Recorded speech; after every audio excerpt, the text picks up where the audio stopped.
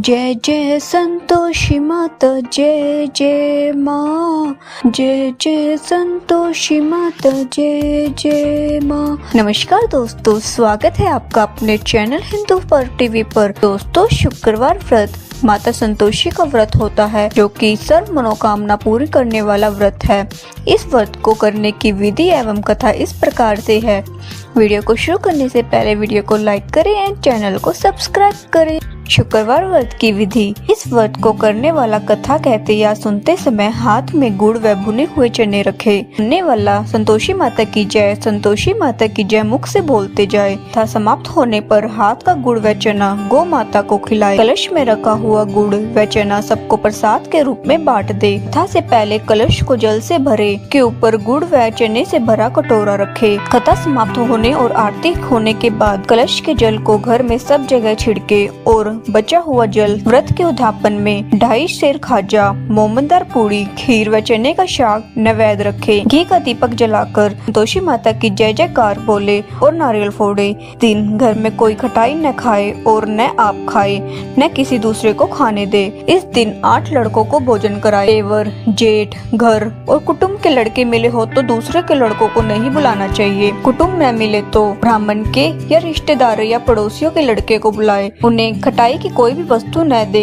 तथा भोजन कराकर तथा शक्ति दक्षिणा दे। कथा। एक बुढ़िया थी, उसके 7 पुत्र थे।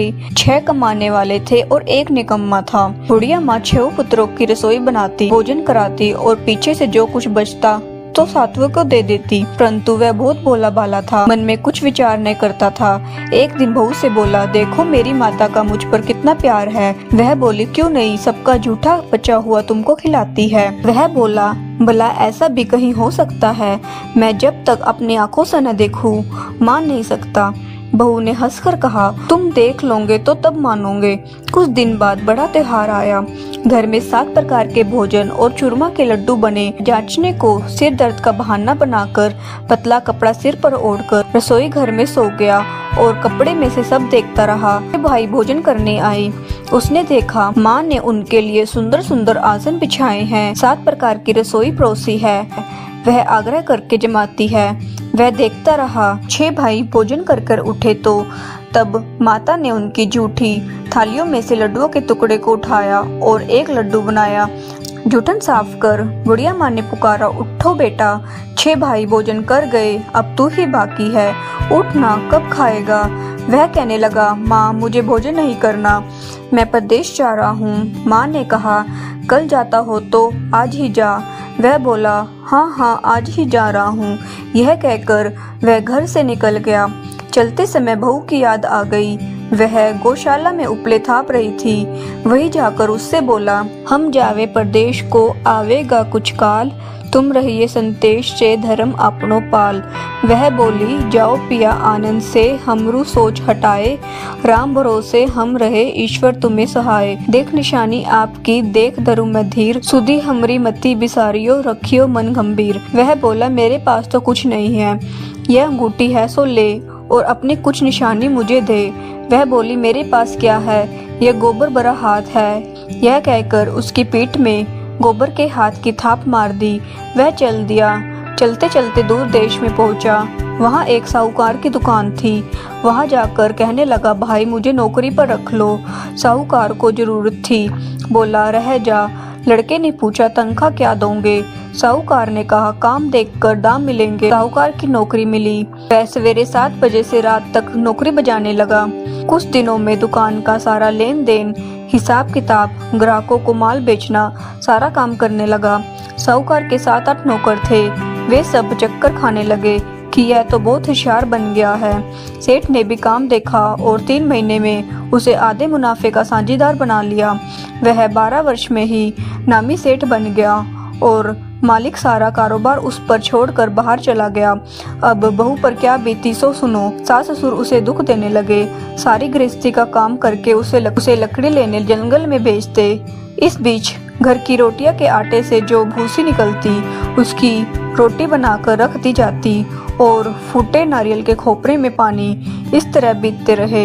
एक दिन वह लकड़ी लेने जा रही थी कि रास्ते में बहुत सी स्त्रियां संतोषी माता का व्रत करती दिखाई दी। वहाँ वह खड़ी होकर कथा सुनने लगी और बोली, बहनों, यह तुम किस देवता का व्रत करती हो और इसके करने से क्या फल मिलता है? इस व्रत के करने की क्या विधि है? यदि तुम अपने व्रत का विधान मुझे समझाकर कहोगी तो मैं तुम्हारा एहसान मानूंगी। तब उनमें से एक स्त्री बोली, सुनो, यह संतोषी माता का व्रत है। इसके करने से निर्धनता, दरिद्रता का नाश होता है और लक्ष्मी आती है। मन की चिंताएं दूर होती है। घर में होने से मन को प्रसन्नता और शांति मिलती है। पुत्र को पुत्र मिलता है। प्रीतम बाहर हो तो जल्दी आ जाता है। कुंवारी कन्याओं को मनपसंद वर मिले। राजद्वारी में बहुत दिनों से मुकदमा चलता है तो खत्म हो जाए। सब तरह सुख शांति हो। घर में धन जमा हो, पैसा जायदाद का लाभ हो, रोग दूर हो जाए और जो कुछ मन में कामना हो वह सब इस संतोषी माता की कृपा से पूरी हो जाए, इसमें संदेह नहीं है। पूछने लगी, यह व्रत कैसे किया जाए, यह भी बताओ तो बड़ी कृपा होगी। स्त्री कहने लगी, 1.25 रुपये का गुड़ व चना लेना, इच्छा हो तो 5.25 रुपये का लेना या 11.25 रुपये का सूलियत के अनुसार लेना। बिना किसी परेशानी के श्रद्धा और प्रेम से जितना बन सके सवाया लेना। हर शुक्रवार को निराहार रहकर कथा कहना और सुनना। इसके बीच कर्म टूटे नहीं। लगातार नियम पालन करना। सुनने वाला कोई न मिले तो घी का दीपक जला उसके आगे जल के पात्र को रखकर कथा कहना, परंतु नियम न टूटे। जब तक कार्य सिद्ध न हो नियम पालन करना और कार्य सिद्ध होने पर ही व्रत का उद्यापन करना। 3 मास में माता फल पूरा करती है। यदि किसी के खोटे ग्रह हो तो भी माता 1 वर्ष में अवश्य कार्य को सिद्ध करती है। कार्य सिद्ध होने पर ही उद्यापन करना चाहिए, बीच में नहीं करना चाहिए। उद्यापन में 2.5 सेर आटे का खाजा और इसी प्रमाण से खीर तथा चने का साग करना। 8 लड़कों को भोजन कराना। जहाँ तक मिले देवर, जेठ, भाई, बंधु, कुटुंब के लड़के लेना। न मिले तो रिश्तेदार और पड़ोसियों के लड़के को बुलाना, उन्हें भोजन कराना। यथाशक्ति दक्षिणा दे। माता का नियम पूरा करना। उस दिन घर में कोई भी खटाई न खाए। यह सुनकर बुढ़िया के लड़के की बहू चल दी। रास्ते में लकड़ी के बोझ को बेच दिया और उन पैसों से गुड़ और चना ले माता के व्रत की तैयारी कर आगे चली और सामने मंदिर देख पूछने लगी, यह मंदिर किसका है? सब कहने लगे, संतोषी माता का मंदिर है। यह सुन माता के मंदिर में जा माता के चरणों में लौटने लगी। दिन होकर विनती करने लगी, माँ, मैं निपट मूर्ख हूँ, व्रत के नियम कुछ नहीं जानती, मैं बहुत दुखी हूँ। हे माता जगजननी, मेरा दुख दूर कर, मैं तेरी शरण में हूँ। माता को दया आई। एक शुक्रवार बीता कि दूसरे शुक्रवार को ही उसके पति का पत्र आया और तीसरे को उसका भेजा हुआ पैसा भी आ पहुंचा। यह देख जेठानी मुंह सिकोड़ने लगी, इतने दिनों में पैसा आया, इसमें क्या बड़ाई है? लड़के ताने देने लगे। काकी के पास अब पत्र आने लगे, रुपया आने लगा। अब तो काकी की खातिर बढ़ेगी, अब तो काकी बुलाने से भी नहीं आएगी। बेचारी सरलता से कहती, भैया पत्र आया, रुपया आया तो हम सबके लिए अच्छा है। ऐसा कहकर आंखों में आंसू भरकर संतोषी माता के मंदिर में आ मातेश्वरी के चरणों में गिरकर रोने लगी। माँ, मैंने तुमसे रुपया पैसा नहीं मांगा, मुझे पैसे से क्या काम है, मुझे तो अपने सुहाग से काम है, मैं तो अपने स्वामी के दर्शन और सेवा मांगती हूँ। तब माता ने प्रसन्न होकर कहा, जा बेटी, तेरा स्वामी आएगा। यह सुन वह खुशी से बावली होकर घर में जाकर काम करने लगी। अब संतोषी माँ विचार करने लगी, इस भोली पुत्री से मैंने कह तो दिया तेरा पति आएगा, पर आएगा कहाँ से? वह तो सौपन में भी से याद नहीं करता, उसे याद दिलाने मुझे जाना पड़ेगा। इस तरह माता बुढ़िया के बेटे के पास जा सौपन में प्रकट होकर कहने लगी, साहूकार के बेटे, सोता है या जागता है? वह बोला, माता, सोता भी नहीं हूँ, जागता भी नहीं हूँ, बीच में ही हूँ, कहो क्या आज्ञा है? माँ कहने लगी, तेरा घर बार कुछ है या नहीं? वह बोला, मेरा सब कुछ है माता, माँ बाप, भाई बहन, बहू, क्या कमी है? माँ बोले पुत्र, तेरी स्त्री घोर कष्ट उठा रही है, माँ बाप उसे दुख दे रही हैं, वह तेरे लिए तरस रही है, तू उसकी सुधि ले। वह बोला, हाँ माता, यह तो मुझे मालूम है, परंतु मैं जाऊं तो जाऊं कैसे? प्रदेश की बात है, लेन देन का कोई हिसाब नहीं, कोई जाने का रास्ता नहीं नजर आता, कैसे चला जाऊं? माँ कहने लगी, मेरी बात मान, सवेरे नहा धोकर संतोषी माता का नाम ले, घी का दीपक जला, दंडवत कर दुकान पर बैठना।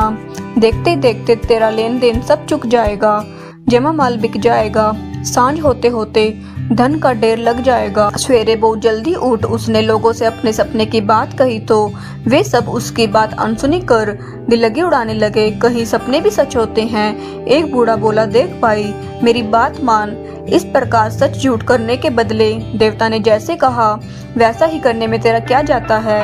वह बूढ़े की बात मान स्नान कर संतोषी माता को दंडवत कर घी का दीपक जला दुकान पर जा बैठा। थोड़ी देर में वह क्या देखता है कि देने वाला रुपया लाए, लेने वाले हिसाब लेने लगे। खोटे से भरे सामानों के खरीदार नकद दाम में सौदा करने लगे। शाम तक धन का ढेर लग गया। माता का चमत्कार देख प्रसन्न हो मन में माता का नाम ले। घर ले जाने के वास्ते गहना कपड़ा खरीदने लगा और वहाँ के काम से निपट वह घर को रवाना हुआ। वहाँ बहू बेचारी जंगल में लकड़ी लेने जाती है। लौटते वक्त माँ के मंदिर पर विश्राम करती है। वह तो उसका रोजाना रुकने का स्थान था। दूर से धूल उड़ती देख वह माता से पूछती है, हे माता यह धूल कैसे उड़ रही है। माँ कहती, हे पुत्री तेरा पति आ रहा है, अब तू ऐसा कर लकड़ियों के 3 भोज बना ले। एक नदी के किनारे रख, दूसरा मेरे मंदिर पर और तीसरा अपने सिर पर रख। तेरे पति को लकड़ी का गट्ठा देखकर मोह पैदा होगा, वह वहाँ रुकेगा, नाश्ता पानी बना खाकर माँ से मिलने जाएगा। तब तू लकड़ियों का भोज उठाकर घर जाना और बीच चौक में गट्ठा डालकर 3 आवाजें जोर से लगाना, लो सासू जी लकड़ियों का गट्ठा लो, भूसी की रोटी दो और नारियल के खोपरे में पानी दो, आज कौन मेहमान आया है। माँ की बात सुन बहू बहुत अच्छा माता कहकर प्रसन्न हो लकड़ियों के 3 गट्ठे ले आई। एक नदी के तट पर एक माता के मंदिर में रखा। इतने में ही एक मुसाफिर आ पहुंचा। सूखी लकड़ी देखकर उसकी इच्छा हुई कि अब यही विश्राम करे और भोजन बना खाकर गांव जाए। इस प्रकार भोजन बना विश्राम कर वह गांव को गया, सबसे प्रेम से मिला। उसी समय बहू सिर पर लकड़ी का गट्ठा लिए आती है। लकड़ी का भारी बोझ आंगन में डालकर जोर से 3 आवाज देती है, लो सासू जी लकड़ी का गट्ठा लो, भूसी की रोटी दो, नारियल के खोपरे में पानी दो, आज कौन मेहमान आया है। यह सुनकर सास बाहर आ अपने दिए हुए कष्टों को भुलाते हुए कहती है, बहू ऐसा क्यों कहती है, तेरा मालिक ही तो आया है, आ बैठ, मीठा भात खा, भोजन कर, कपड़े गहने पहन। इतने में आवाज सुन उसका स्वामी बाहर आता है और अंगूठी देख व्याकुल हो माँ से पूछता है, माँ ये कौन है। माँ कहती है, बेटा यह तेरी बहू है, आज 12 वर्ष हो गए, तू जब से गया है तब से सारे गांव में जानवर की तरह भटकती फिरती है, काम काज घर का कुछ नहीं करती, 4 समय आकर खा जाती है। अब तुझे देखकर भूसे की रोटी और नारियल के खोपरे में पानी मांगती है। वह लज्जित हो बोला, ठीक है माँ, मैंने इसे भी देखा है और तुझे भी देखा है, अब मुझे दूसरे घर की चाबी दो तो मैं उसमें रहूं। तब माँ बोली, ठीक है बेटा तेरी जैसी मर्जी, कहकर चाबी का गुच्छा पटक दिया। उसने चाबी ले दूसरे कमरे में जो तीसरी मंजिल के ऊपर था खोलकर सारा सामान जमाया। एक दिन में ही वहाँ राजा के महल जैसा ठाट बाट बन गया। अब क्या था, वे दोनों सुखपूर्वक रहने लगे। इतने में अगला शुक्रवार आया। बहू ने पति से कहा, मुझे माता का उद्यापन करना है। पति बोला, बहुत अच्छा, खुशी से करो। वह तुरंत ही उद्यापन की तैयारी करने लगी। जेठ के लड़कों को भोजन के लिए कहने गई, उसने मंजूर किया, परंतु पीछे जेठानी अपने बच्चों को सिखलाती है कि देखो रे, भोजन के समय तुम सब खटाई मांगना, जिससे उसका उद्यापन पूरा न हो। लड़के जिमने गए, खीर पेट भरकर खाई, परंतु याद आते ही कहने लगे, हमें कुछ खटाई दो, खीर खाना हमें भाता नहीं, देखकर अरुचि होती है। बहू कहने लगी, खटाई किसी को नहीं दी जाएगी, यह तो संतोषी माता का प्रसाद है। लड़के तुरंत उठ खड़े हुए, बोले पैसा लाओ। बोली बहू कुछ नहीं जानती थी, सो उन्हें पैसे दे दिए। लड़के समय जाकर इमली खाने लगे। यह देखकर बहू पर संतोषी माता जी ने कोप किया। राजा के दूत उसके पति को पकड़कर ले गए। जेठ जेठानी मनमाने खोटे वचन कहने लगे। लूट लूट कर धन इकट्ठा करके लाया था, सो राजा के दूत पकड़कर ले गए। अब सब मालूम पड़ जाएगा, अब जेल की हवा खाएगा। बहू से यह वचन सहन नहीं हुए। रोती रोती माता के मंदिर में गई। हे माता, तुमने यह क्या किया? हंसाकर अब क्यों रुलाने लगी? माता बोली, पुत्री, तूने उद्यापन करके मेरा व्रत भंग किया है। इतने जल्दी सब बातें बुला दी। वह कहने लगी, माता, भूली तो नहीं हूँ, न कुछ अपराध किया है। मुझे तो लड़कों ने भूल में डाल दिया। मैंने भूल से उन्हें पैसे दे दिए। मुझे क्षमा कर दो माँ। माँ बोली, ऐसी भी कई भूल होती है। वह बोली, माँ, मुझे माफ कर दो, मैं फिर तुम्हारा उद्यापन करूंगी। माँ बोली, अब भूल मत करना। वह बोली, अब नहीं होगी। माँ, अब बतलाओ वह कैसे आएंगे? माँ बोली, जा पुत्री, तेरा पति तुझे रास्ते में ही आता मिलेगा। वह घर को चली। रास्ते में पति आता मिला। उसने पूछा, तुम कहाँ गए थे? तब वह कहने लगा, इतना धन कमाया है, उसका टैक्स राजा ने मांगा था, वह भरने गया था। वह प्रसन्न हो बोली, भला हुआ, घर चलो। कुछ दिन बाद फिर शुक्रवार आया। वह बोली, मुझे माता को उद्यापन करना है। पति ने कहा, करो। वह फिर जेठ के लड़कों से भोजन को कहने गई। जेठानी ने तो एक दो बातें सुनाई और लड़कों को सिखा दिया कि तुम पहले ही खटाई मांगना। लड़के कहने लगे, हमें खीर खाना नहीं भाता, जी बिगड़ता है, कुछ खटाई खाने को दो। वह बोली, खटाई खाने को नहीं मिलेगी, आना है तो आओ। वह ब्राह्मण के लड़के को ला भोजन कराने लगी। यथाशक्ति दक्षिणा की जगह एक एक फल उन्हें दिया। इससे संतोषी माता प्रसन्न हुई। माता की कृपा होते ही नवे माउस को चंद्रमा के समान सुंदर पुत्र प्राप्त हुआ। वह पुत्र को लेकर प्रतिदिन माता जी के मंदिर में जाने लगी। माता ने सोचा कि यह रोज आती है, आज क्यों न मैं ही इसके घर चलूं, इसका आसरा देखूं तो सही। यह विचार कर माता ने भयानक रूप बनाया। गुड़ और चने से सना मुख, ऊपर सूंड के समान होठ, पर मक्खियां भिन भिना रही थी। दहलीज में पांव रखते ही उसकी सांस चिल्लाई, देखो रे, कोई चुड़ैल डाकिन चली आ रही है, लड़कों इसे भगाओ नहीं तो किसी को खा जाएगी। लड़के डराने लगे और चिल्लाकर खिड़की बंद करने लगे। छोटी बहू रोशनदान में से देख रही थी। प्रसन्नता से पगली होकर चिल्लाने लगी, आज मेरी माताजी मेरे घर आई है। यह कहकर बच्चे को दूध पिलाने से हटाती है। इतने में सास का क्रोध फूट पड़ा। इसे देखकर कैसे उतावली होती हुई जो बच्चे को पटक दिया। इतने में माता के प्रताप से जहाँ देखो वही ही लड़के नजर आने लगे। वह बोली, माँ जी, मैं जिनका व्रत करती हूँ यह वही संतोषी माता है। इतना कह झट से सारे घर के किवाड़ खोल देती है। सबने माता के चरण पकड़ लिए और विनती कर कहने लगे, हे माता, हम मूर्ख हैं, हम अज्ञानी हैं और पापी हैं। तुम्हारे व्रत की विधि विधान हम नहीं जानते। तुम्हारा व्रत भंग कर हमने बहुत ही बड़ा अपराध किया है। हे माता, आप हमारा अपराध क्षमा करें। इस प्रकार माता प्रसन्न हुई। माता ने बहू को जैसा फल दिया वैसा सबको दे, जो पड़े उसका मनोरथ पूर्ण करो। बोलो संतोषी माता की जय।